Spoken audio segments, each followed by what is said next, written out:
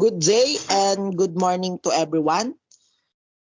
We are tackled the international commercial terms.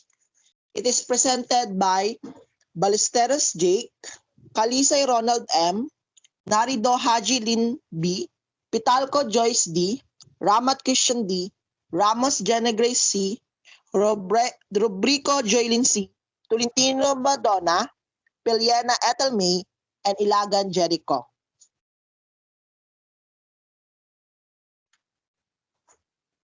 Before we start to our lessons, what will be the learning objectives?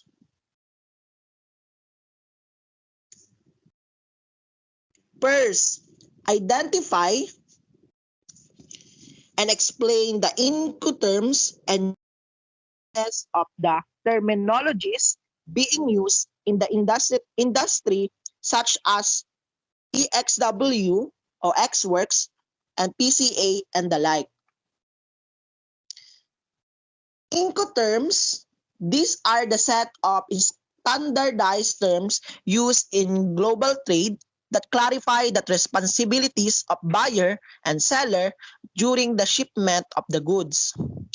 The terminologies example is include the X-Works, where the seller's responsibility ends when goods are available at their locations, and FCA or free carrier, where the seller delivers goods to a specific place nominated by the buyer. Secondly, objective is understands the rules of modes of transports between the buyer and the sellers. The modes of transport exploring how goods move between buyers and sellers through various transportations methods like shipping, air, or road. Understanding the rules. Different Incoterms are applicable to different modes of transports. For instance, certain terms like FOB or pre-on-board apply to sea transports, while other like AXW or X-Works can be used for any transport method. They bear the risk and cost at each transaction. In summary, these objectives aim to help individuals understand the specific terms used in international trade agreements, Incoterms, and how they relate to responsibilities and rules governing the movement of goods between the sellers and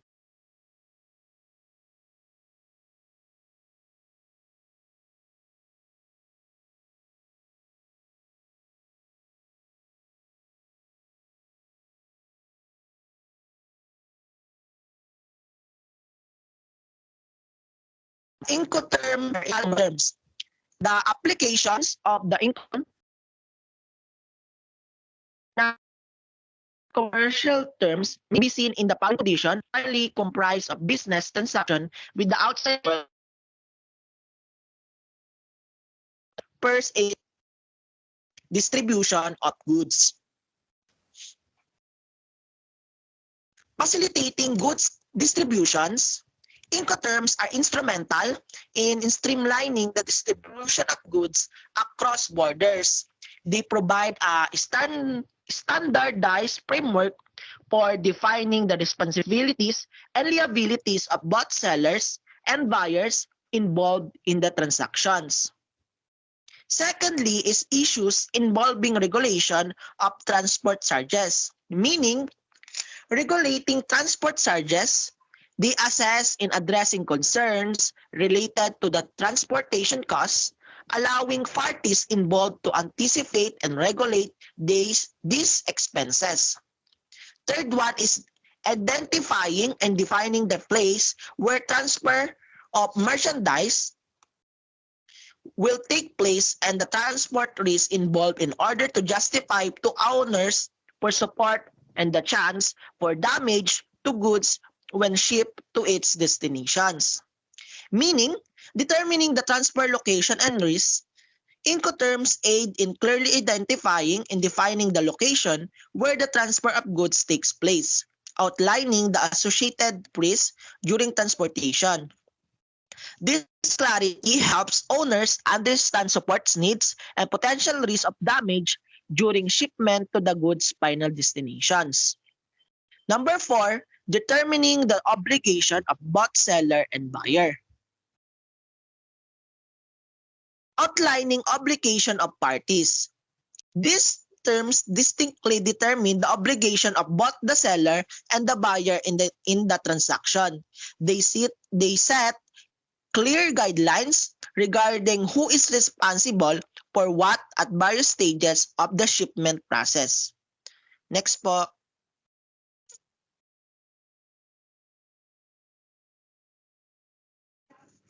Number 5, identifying the cost related to the transactions and the one who will shoulder it. Meaning, allocating costs and risks, Incoterm explicitly allocate and identify the costs associated with the transaction, indicating which party bears these expenses. Moreover, they pinpoint the risk involved in the delivery of goods, clarifying who assumes this risk at different stages. Number 6, identifying the risk involved in the delivery of goods. Meaning, adapting to modern practices, one of the key roles of Incoterm is to ensure that international commercial transactions align with the most contemporary and widely accepted commercial practices. These adaptations helps in a smoother and more efficient trade operation across the borders. Number 7 is making international commercial transaction more to adapt the most contemporary commercial practices.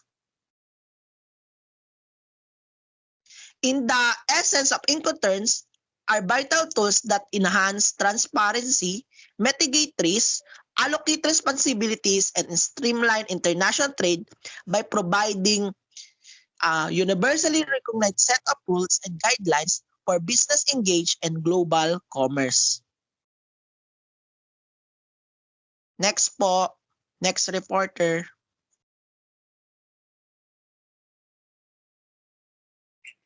So our next topic is about Group E or E-terms departure.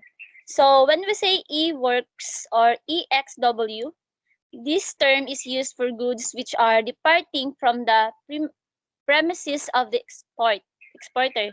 The title and risk are passed to the buyer, which includes transportation and insurance costs from the time the goods depart from seller premises. This is applicable to all kinds of transportation. The seller or exporter in EXW shipment terms prepares the good, which is buyer or importer collects from the former's premises. So, in other words, di ba sa international third term, itong EX or EX works ay siya ang nag-indicate na syempre ang seller need or kailangan niyang i-fulfill ang kanyang obligation once ang isang goods, particularly yung product, ay available na for pick up. So, di ba sa context naman ng departure or sa pag-alis naman o pagpapadala or during sa biyahe ng goods, ang buyer naman ang responsible sa lahat na cost or risk na mangyayari upon transporting sa goods from or mula doon sa pinagkuhanan or sa seller na location. So, mangyayari lang ito if para maging maayos ang trading ng both parties na such as seller or exporter and buyer or importer, dapat alam nila both side ang kanilang duties and responsibility. So, need din nila also ng clear communication, di ba? And maayos na agreement para maging successful talaga ang kanilang transaction using these X-works terms. And then, next is the buyer. So, let us define kung ano ba yung role ng buyer during the international trade terms na kapag ang gamit ay yung X-works. So, the buyer, under normal condition, the buyer or the importer is responsible for the insurance of the imported goods while in transit and has no bear all costs and risks involved in the shipment of the product. However, if the contract of sale says otherwise, then the seller or the exporter must arrange and pay for the product's insurance cost and bear all risk which entails it. So, tawag dito. So, ang pinaka-example dito ay let's say na ang buyer ay magmumula sa Japan. Tapos yung nag-purchase siya ng goods or product from seller na which is mula dito sa Philippines or sa Pilipinas na with the agreement na nakapaloob itong X-Works. So ang location or yung warehouse ng seller is dito sa Pilipinas. So sa senaryong ito, titignan natin kung paano magwo-work itong tinatawag nating EX or X-Work. So una, itong si seller, i-make sure niya na ang goods na bibilhin or i-order ng taga Japan ay available na talaga for pick up doon sa warehouse which is here in Philippines. So after na ma-make sure na ni seller yung order na available doon dito sa Philippines, ay ito namang si buyer ang responsible for arranging and paying sa transportation of the goods from seller warehouse. So siya na yung responsible doon sa kung ano man yung bibilhin niya doon sa seller. Siya na yung mag-a-arrange ng pick up kung paano niya ipi-pick up doon sa warehouse na yon. So what I said kanina, 'di ba? During transportation, si buyer na ang magmo-monitor kung saan na ang in-order niyang product or goods, and siya na ang responsible sa lahat ng cost and risk including sa insurance, customs duties, and other changes na mangyayari during the shipments. So, hanggang sa makarating na sa kanya ang location, ang product, or makarating na sa location niya ang binili niyang goods. So, nakadepende sa kanila kung ano magiging agreements nila. So, meron kasing iba din na yung magiging agreement nila ay sa seller ay tawag dito. 'Di ba nakasabi dito sa X-Works na si buyer yung tawag dito magko-cost ng lahat ng shipments, insurance man ito or tawag dito customs na ay aano dun sa product. Pero may sometimes sa agreement nila na si seller naman yung tawag dito siya na ang responsible sa lahat ng cost na mangyayari during the shipment. So, nakadepende sa arrangement nila or sa communication nila. Kaya, kailangan talaga, pag ginamit itong X-Works na e-terms during the departure of the product, so need nila ng clear communication talaga at alamin kung ano ba talaga yung duties and responsibilities nila para maging successful ang kanilang transaction. So, yun po. Thank you.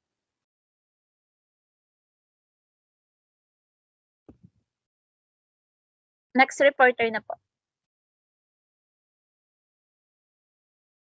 Obligation under the E group or E term. Inland trade in Australia, delivery to the carrier or frontier. Export customs clearance, payment of customs charge and taxes in Australia. Loading to the main carrier and port charges. Main carrier, freight, cargo, marine insurance, unloading from the main carrier and port charges, custom clearance in buyer's country, payment of custom duties and taxes in buyer's country, inland freight in buyer country, other costs and risks in buyer country. Ito daw pong nasa table na to, itong nabanggit na po ay yung B buyer, ito po yung importer, seller, and exporter. Yun lang po.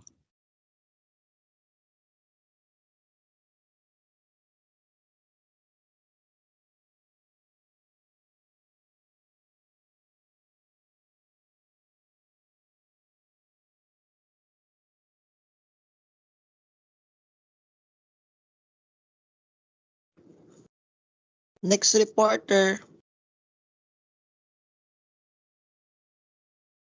Group F or F terms. Under this term, the pre-carrier or FCA clause states that the title and risk is passed to the buyer including expenses for transportation and insurance at a time that the seller delivers the goods cleared for export to the carrier.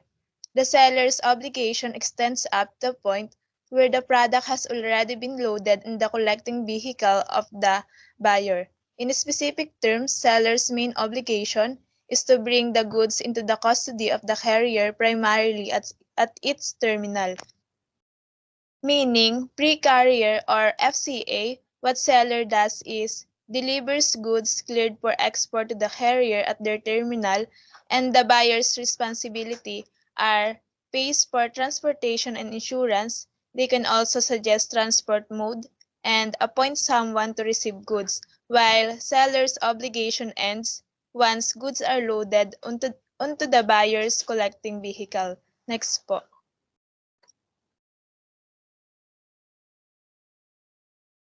The free alongside ship or FAS clause requires that the title and risk should be passed only to the buyer, including payment of all transportation and insurance costs once the merchandise been delivered alongside ship by the seller.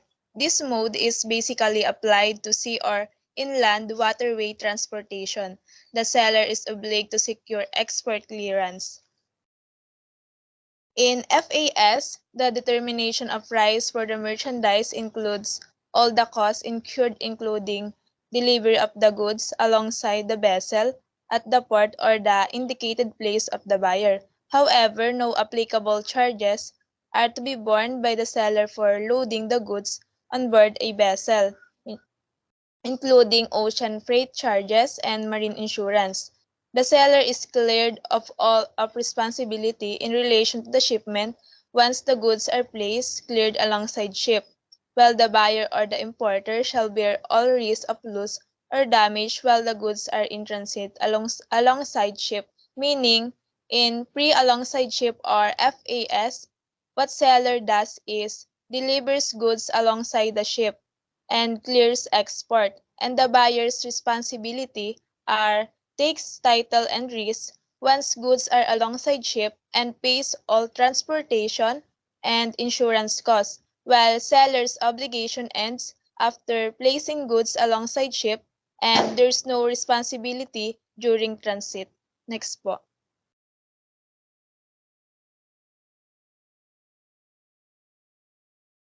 The free on board or FOB arrangement is price inclusive of ex works, packaging charges, transportation costs up to the place of shipment. The seller is responsible for securing customs clearance, pay customs dues, quality inspection charges, weight measurement charges, and other export-related dues. It is important that the bill of lading indicates the shipment term and portray the wording "ship on boards" and bear the signature of the shipper or his authorized representative with the date on which the goods were boarded. Meaning, pre-on board or FOB, what seller does is includes X works or packaging and transportation up to the shipment place, and the buyer's responsibility are indicate ship's name, pays, freight, and transfer expenses, while seller's obligation ends when goods are shipped on board and the bill of lading is signed. In conclusion, these terms pre-carrier, pre-alongside ship, and pre-on board define the point at which ownership and risk transfer from seller to buyer along with the respective responsibilities and costs in the price of shipping goods. That's all po.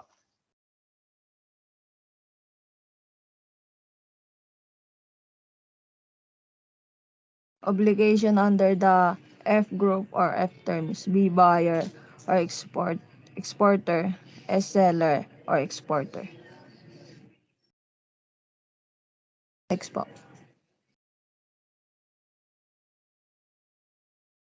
So, ito po yung table. Inland freight in Australia delivery to the carrier or Frontier, FCAFAS, FOB. Export custom clearance, payment of customs charges and taxes in Australia, loading to the main carrier and port charges, main carriage or freight cargo, marine insurance, unloading from the main carrier and port charges, custom clearance in buyer country, payment of customs duties and taxes in buyer country, inland freight in buyer's country, other costs and risk in buyer country. Next po.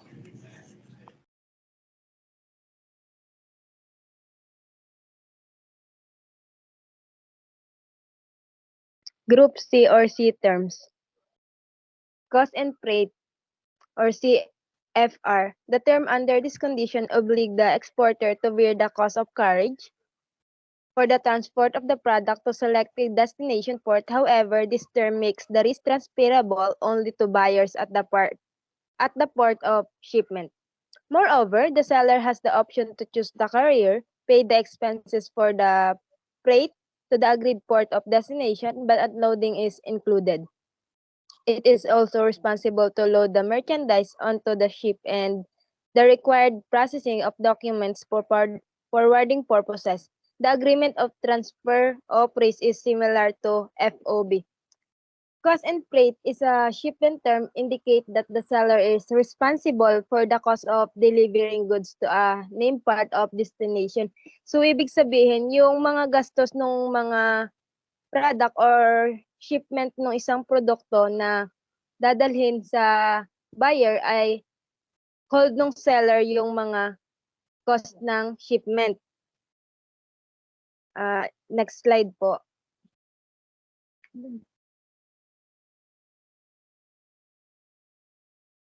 Cost, insurance, and freight, or CFI. This agreement required that the title and risk should be transferred only to the buyer once the shipment reaches destination port from the seller who paid transportation and insurance costs against loss or damage. This is mostly applied for sea or island waterway transportation. So cost, insurance, and freight is an international shipment agreement which represent the changes paid by a seller to cover the cost, insurance, and freight of a buyer's order while the cargo is in transit. CFI only apply to goods transported by a waterway, sea, or ocean. So, ang cost, insurance, and freight naman ay, ito ay yung sa mga dagat lang siya may apply. So, doon sa mga waterway, sea, and ocean lang. Next slide po. Carriage paid to or CPT. This term required that the title, risk, and insurance cost should be in the name of the buyer when the merchandise is brought to the carrier by the seller who paid transportation costs to destination. It is basically suited to all forms of transportation like land, transport by railroad, inland waterway. The obligation of the seller is as far as transportation cost is concerned and limited only to the first carrier. However, it is also his obligation to pay customs clearance for export and the selection of courier. Once the goods arrive at the destination port, the risk from damage or loss are transferred to the buyer along with the cost for customs, importation, clearance, and unloading. So, ang carrier paid to, it refers to the trade agreement made between a buyer and a seller in which both agree that the seller takes on the responsibility and cost of delivery the parcel to the courier. This means that the seller will pay any cost involved in transportation the goods to the first carrier, with whether it's been an ocean, rail, ground, air, or even multimodal carrier. So dito sa carriage paid naman, yung seller ay hold niya yung mga cost ng isang product na kung saan pwede siyang i-apply sa ocean, rail, ground, air, or even multimodal carrier. Next po.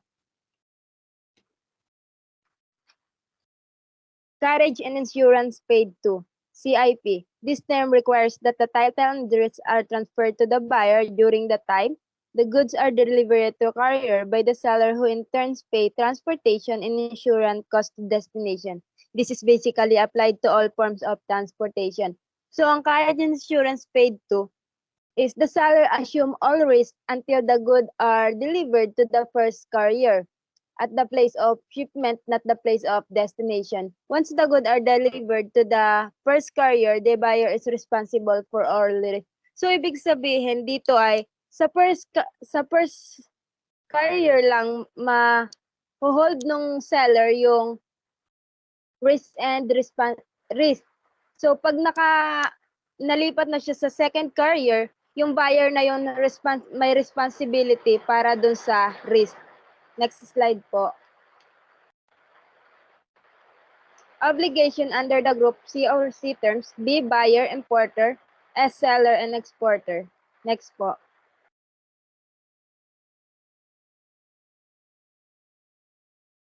So dito mo nyo makikita yung pinagkaiba ng CFR, CIP, CPT, at CIP. So island free in Australia, delivered to the carrier or frontier. So seller sa CFP are CIP sa seller and seller. So exporter custom clearance, payment of custom charges and taxes in Australia, loading to the main carrier and port charges. Main carrier, cargo, insurance, unloading from the main carrier and port charges, custom clearance in buyer country, payment of custom duties and taxes in buyer's country. Inland print is buyer's country, other costs and risks in buyer's country. Next reporter po.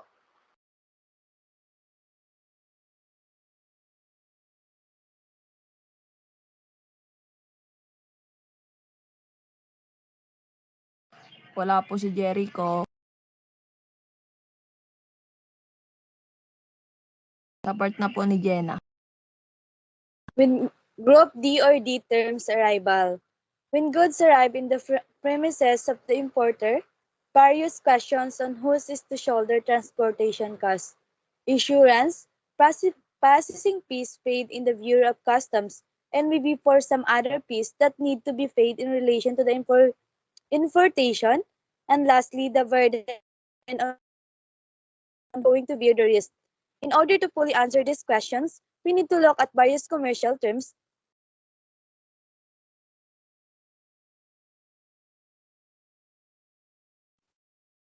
It is when imported goods reach the buyer's location, there are questions about to cover transportation costs, insurance, custom processing fees, and other related fees. Additionally, determining the party responsible for bearing risk is crucial. To address these questions, we examine different commercial terms that define these responsibilities in import transactions. Next po.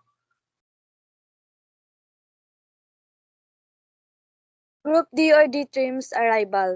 Delivered at frontier DAF. Under these terms, the merchandise being shipped has to be titled under buyer's name, including the risk and the responsibility for securing import clearance when such merchandise is delivered to agreed place by the seller. These terms can be used for any mode for transport, primarily by rail or by any form of land transportation. So dito naman sa delivered at frontier or DAF, it terms that the buyer takes ownership, risk, and the responsibility for import clearance when the goods are delivered to the agreed upon location by the seller. This term is applicable for various modes of land transport, such as rail or other land-based method. So, halimbawa rito, yung mga nagbebenta is nagdadala ng kalakal sa isang tinutukoy na location. At ang mamimili naman yung nag-aasikaso sa lahat ng hakbang para sa import clearance mula doon. Next po.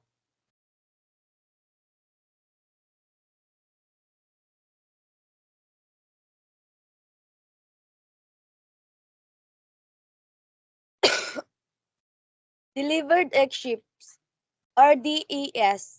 These terms makes the transfer out of title over the goods. There is a responsibility over vessel discharge, secure of import clearance, and cost of unloading, cargo insurance, unloading from the main carrier, and port charges. Custom clearance including duties and taxes, inland freight, to the buyer at times when the goods reach the destination port, These terms is basically used for sea or inland waterway transportation. The delivered egg ship or DES means that the transfer of ownership, risk, and responsibility for goods when they are arrived at the destination port. The buyer takes charge of vessel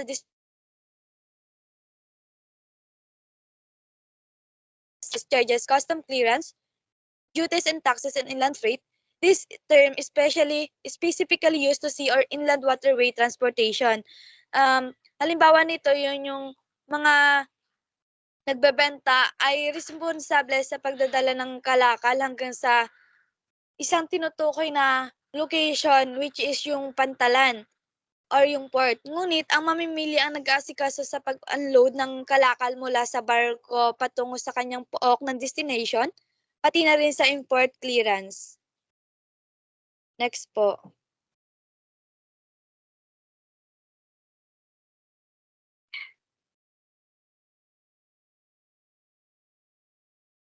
Delivered ex-quay DEQ. This term makes the transfer of title and risk pass to buyer at the destination point by the seller who delivers the goods on dock on destination point, and it is cleared for import. This is basically used to sea on inland waterway transportation. The seller has to pay for all costs except cargo insurance, inland freight in buyer's country, and other costs, and he issue also assume the risk.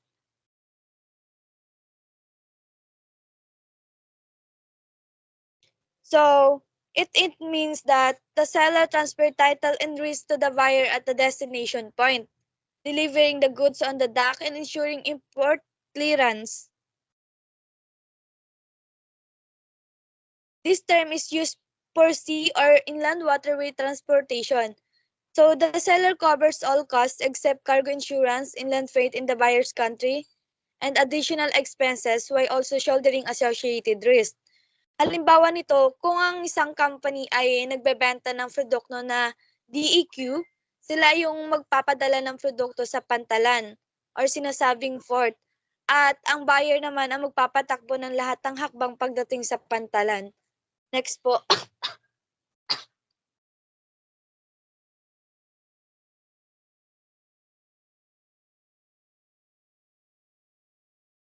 Deliver duty unpaid or DDU.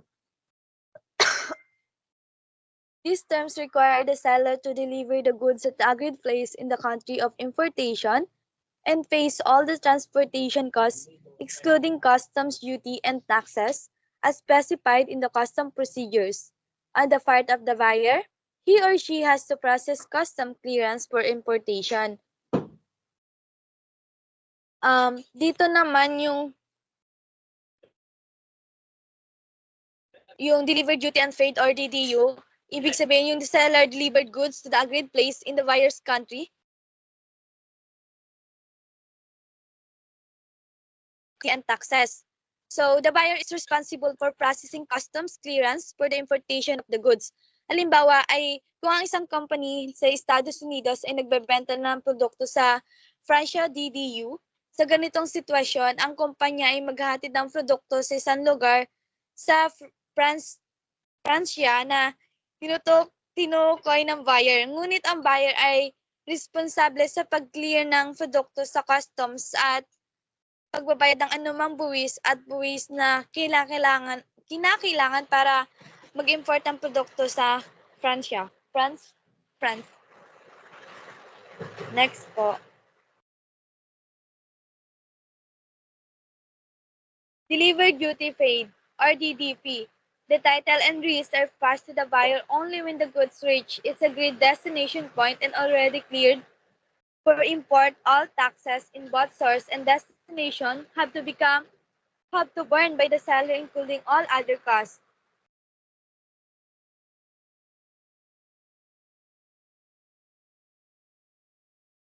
So it means that the seller transferred title and risk to the buyer only when the goods reach the agreed destination cleared for import. The seller bears all taxes in both the sources and destination along with other associated costs.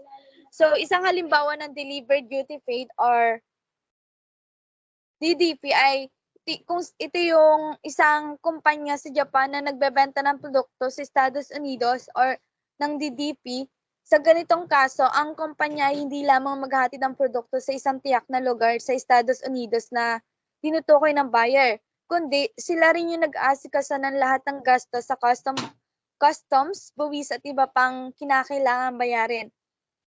At ang buyer ay tatanggap ng produkto ng walang karagdagang gastos o responsibilidad pagdating sa customs at When it comes to the kind of transportation used, the Incoterms are also applicable, and each mode of transportations has its own corresponding terms. The table below provides the buyer a guide on how the suitability of Incoterms to use in relation to probable and transport mode. When we delve into the international trade, it is essential to recognize that different modes of transportations come with their unique set of considerations.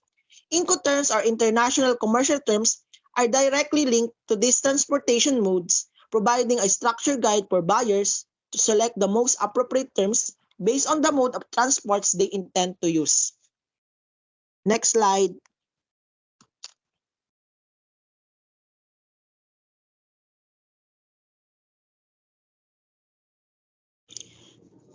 EXW or X works. It is suitable for air, road, rail, and sea freight. This Incoterms places minimal responsibility on the seller, making it adaptable to various transport modes. It signifies that the buyer takes charge of all aspects, including loading, transport costs, and risks once the goods are made available at the seller's locations.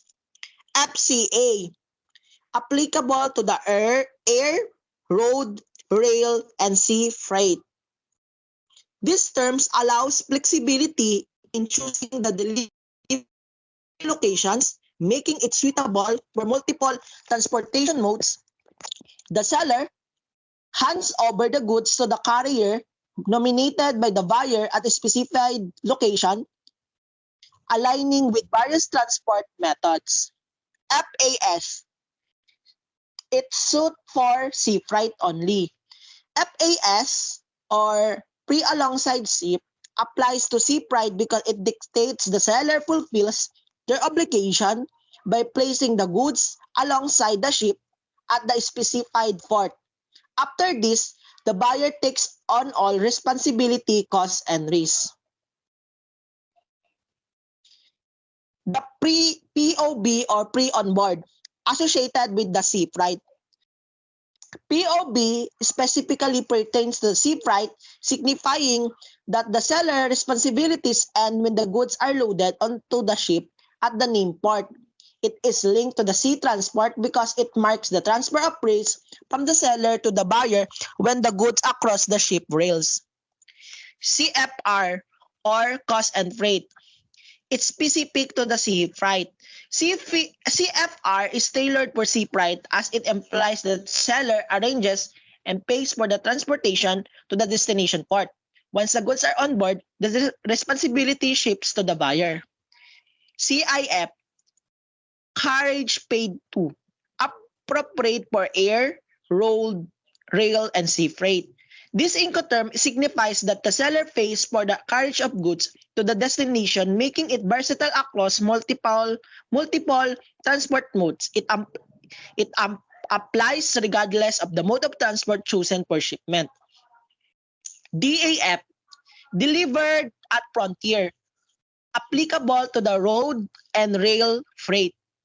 DAF is associated with road and rail freight because it denotes delivery at the frontier or border, making it suitable for this land-based transport mode.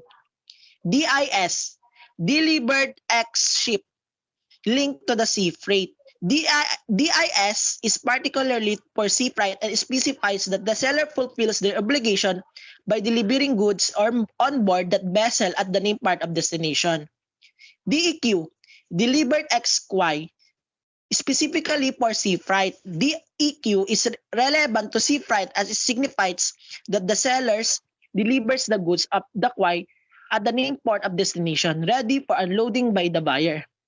DDU, delivered duty unpaid, applicable across multiple transport modes. Air, road, rail, and sea freight. DDU is versatile and can be used in air, road, rail, and sea freight.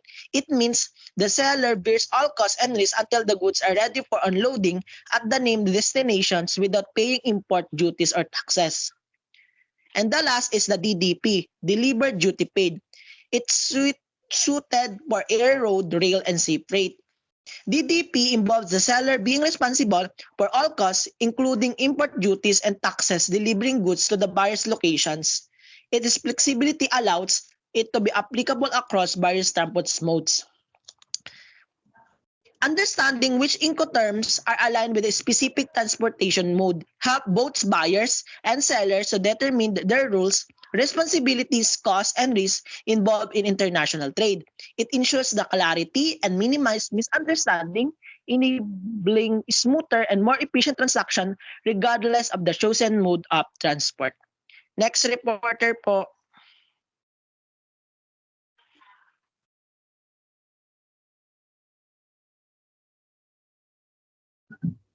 Okay. Obligation under the D group or D terms. B for buyer or importer. S for seller or exporter. Next po. On the DES or deliver ex ship, we have a DEQ for deliver ex quay, and DDU deliver for duty unpaid, and last is DDP for deliver duty paid. So inland freight in Australia, delivery to the carrier or frontier. On the DES, we have S for seller, and S on the DEQ, S for the DDU, and S for the DDP. Export customers clearance. On the DES, we have a S. On the DEQ is S. DDU is seller. DDP is seller. Payment of the customs, charges, and taxes in Australia. On the DES, we have a seller. DEQ is seller. DDU seller, and DDP seller. Payment of customs and loading to the main carrier and port charges. On the DES, we have a seller, DEQ seller, DDU seller, and DDP seller. Main carriage freight. On DES, we have a seller. On DEQ seller, DDU seller, and DDP seller.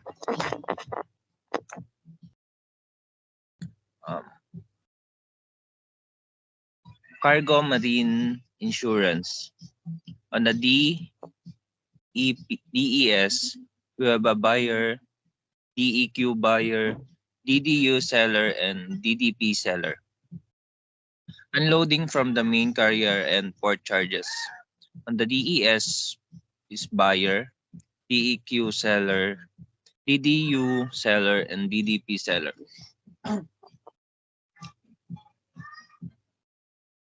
Customs clearance in buyer country. On DES, we have a buyer, DEQ seller, DDU buyer, DDP seller. On payment of customs duties and taxes in buyer's country. On DES, we have a buyer, DEQ seller, DDU buyer, and DDP seller. Inland freight in buyer country. We have DES, we have a B for buyer, DEQ buyer, DDU seller, DDP seller. Other costs and risks in buyer's country. On DES, we have a buyer, DEQ buyer, DDU seller, and DDP to seller. Next reporter po.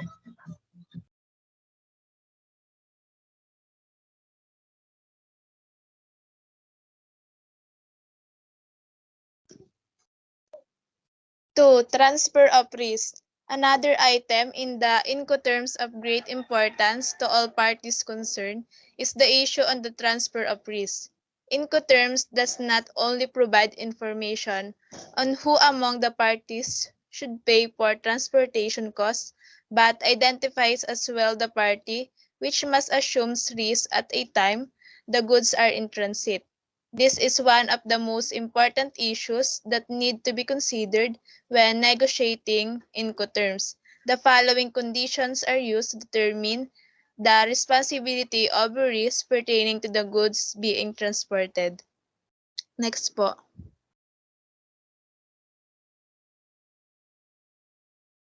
EXW. When the goods are at the disposal of the buyer. FCA. When the goods have been delivered to the carrier at the named place.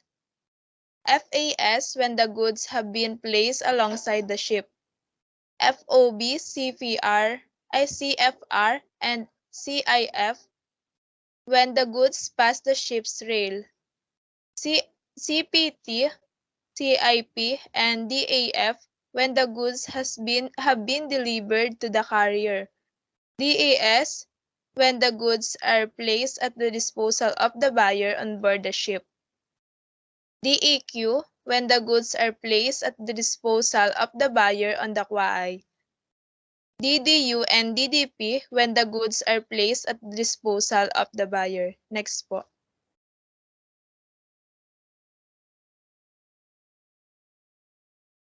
Three, Intercoms 2020 main changes.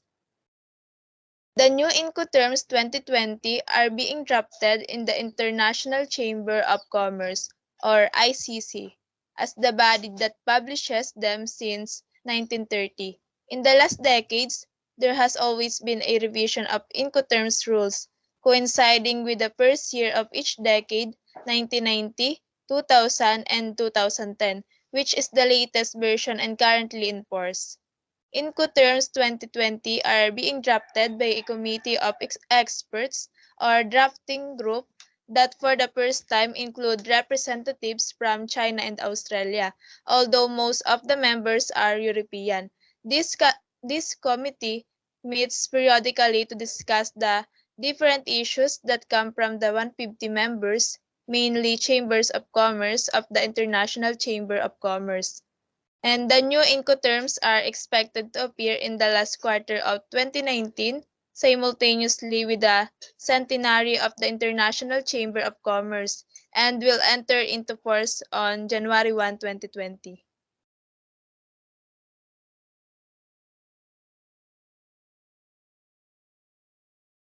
Next po. Some of the new issues and changes that are being evaluated to be included in the new editions of the Incoterms 2020 are: first is the removal of EXW and DDP Incoterms. It will be very important change since EXW is an Incoterm used in many companies with little export experience, and DDP is also commonly used especially for goods that are sent by carriers and via express shipping companies that deal with all the logistics and custom procedures until delivery at the buyer's address.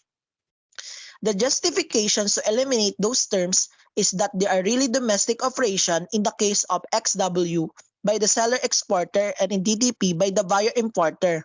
In addition, these two Incoterms contradict in some way the new custom codes of the European Union, since the responsibility of the exporters and importers takes place once the clearance of export-import have been carried out. Meaning, the Incoterms updated periodically serve as a crucial framework for international trade, defining that responsibilities and obligation between buyers and sellers regarding the delivery of goods One notable proposal under evaluation is the removal of XW and X works and DDP or delivered duty paid Incoterms from the updated edition. EXW is widely used by the companies with limited export experience as it places the maximum responsibility on the buyer starting from the seller's premises. Meanwhile, DDP is commonly employed for goods sent through courier and express shipping companies, where the responsibility for the logistic and custom procedure rests with the seller under delivery at the buyer's address. The rationale behind considering the removal of this term lies in their alignment or lack of thereof with international trade standards and regulations. Both XW and DDP are seen as primarily domestic operation rather than international trade transaction. This evident in how AXW plays on the seller exporter and DDP on the buyer importer, contradicting the evolving norms of international trade, particularly the custom code of the European Union. The conflict arises as the term assigns responsibilities before the completion of crucial export-import clearance procedure in modern trade practices of responsibilities between exporter and importers typically occurs post-clearance, marking a significant departure from the process outlined in XW and DDP. Ultimately, removing these Incoterms would signify a shift towards aligning the Incoterms with contemporary trade practices and regulatory framework. It aims to streamline international trade operation and ensure the coherence with evolving global trade standards, especially in the context of export and import clearance process government by entities like the European Union Custom Codes. Second is the removal of Incoterms or FAS, meaning they're considering removing the FAS Incoterm from the next Incoterms update. FAS is used much and doesn't offer many advantage over FSCA, which is commonly used for delivering goods at departure port. FCA covers delivering goods at the dock, similar to FAS as the dock is part of the maritime terminal. But FAS has some drawback. If there's a delay in the ship's arrival, the buyer might have the goods sitting at the dock for days or the ship arrives early. The goods might not be ready for shipment. FAS is mostly used for specific commodities like minerals, cereals, so they're considering whether it's worth creating new Incoterm specifically for these types of products. Third is unfold FCA into Incoterms, meaning the plan for the next Incoterms update involves splitting FCA into the two separate terms. FCA is super popular, covering around 40% of global trade operation because it's flexible, allowing goods to be delivered in various places, often within the seller's country like their address, transport terminals, ports, or airports. Now, they're considering making two FCA Incoterms, one for the land delivery and another specifically for maritime delivery. This change could offer more clarity and precision for different types of deliveries under FCA.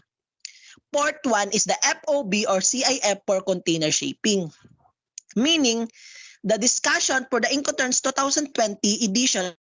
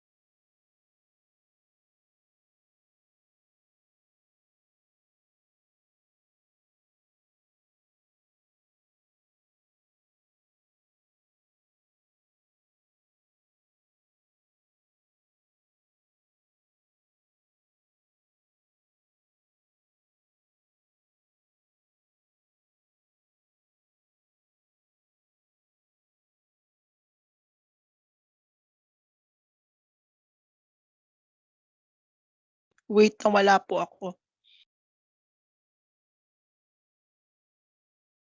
However, Despite this recommendation, the counterparts FCA and CIP weren't widely adopted by the most exporting importing companies or the various agents involved in global trade. The issue stemmed from the historical significance of FOB and CIF dating back centuries, coupled with the lack of effective communication from the International Chamber of Commerce about this ship. Given that around 80% of global trade occurs in container, there's a consideration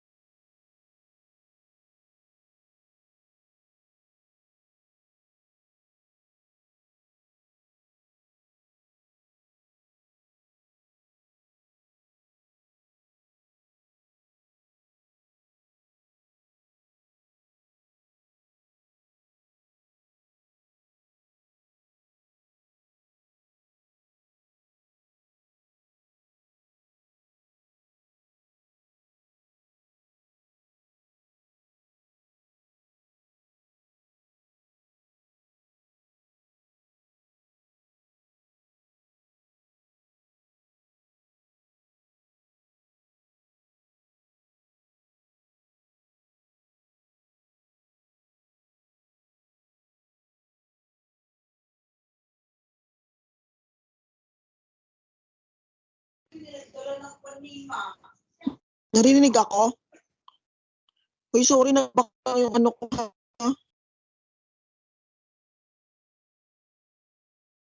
Dati hindi ko tapos pabalik.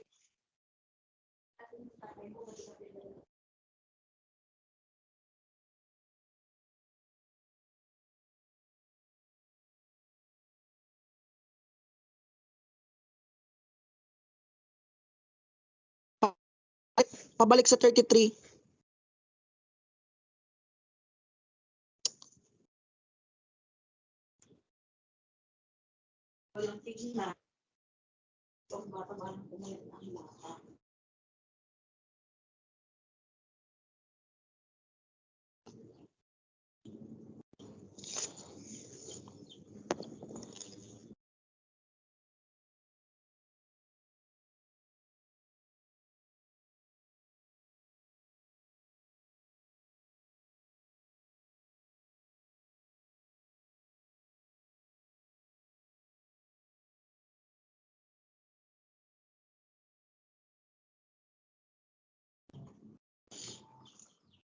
Given that around 80% of global trade occurs in container, there's a consideration to potentially revert to the allowing the use of FOB and CIF for container shipping on the upcoming 2020 alignment with Incoterms. And the last is the creation of new Incoterm or CNI. Meaning, in the works of Terms 2020, there's talk about introducing a new term, CNI or cost insurance. This term aims to fill a gap between FCA and CFR, CIF. Unlike FCI, where the seller cover international insurance costs, unlike FR, CIF, which does CNI will transfer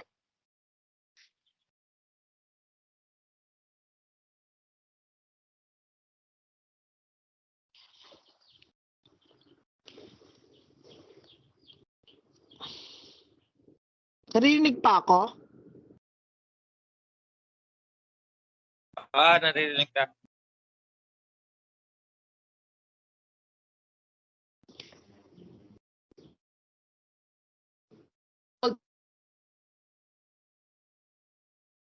Is an arrival Incoterm. Next reporter. Next slide.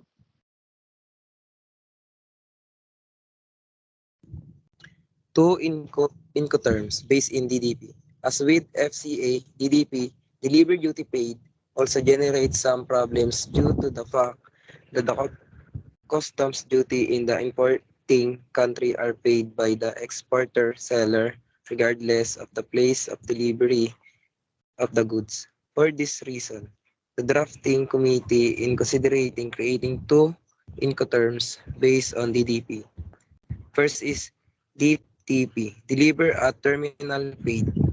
When the goods are delivered to a terminal, port, airport, transport center, etc. in the country of the buyer and the seller assumes the payment of customs duty. 2. DPP, deliver at place paid. When the goods are delivered at any place other than the transport terminal, for example, at the buyer address, and the seller assume the payment of the customs duty. Next na po.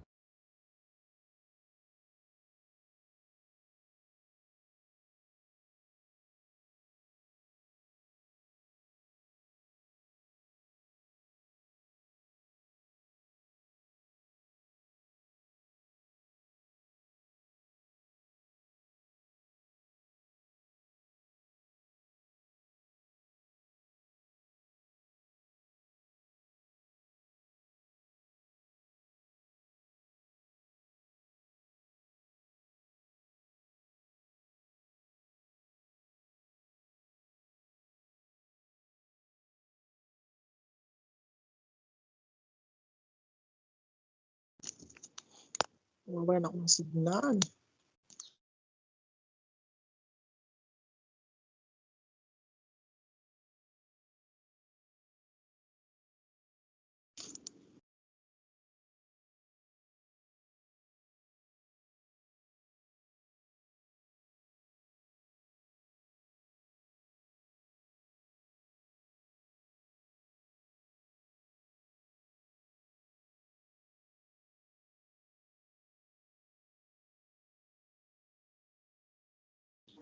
Next reporter.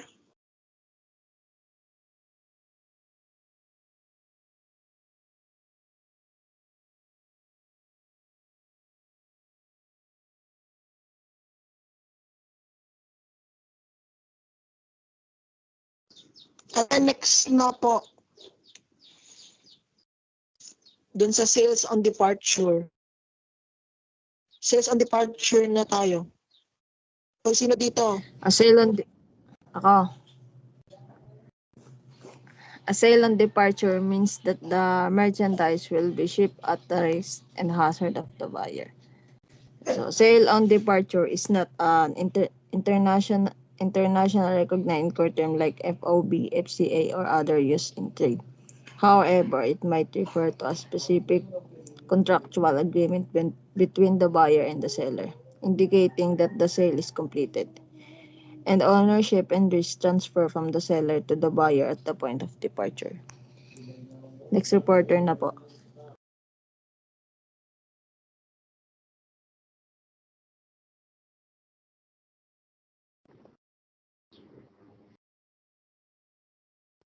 Sales arrival. A sales on arrival means that the merchandise will be shipped at the risk and hazard of the seller until it reaches the designated destination point or port. Their Incoterms are provided. First is until the end of maritime transportation and its disembarkation (DPA) DAP. Second is until its destination port (DPU) and DDP.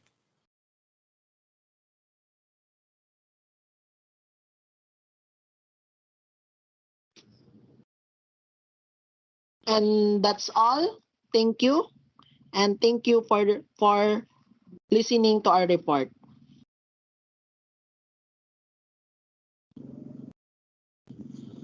God bless to everyone. Thank you.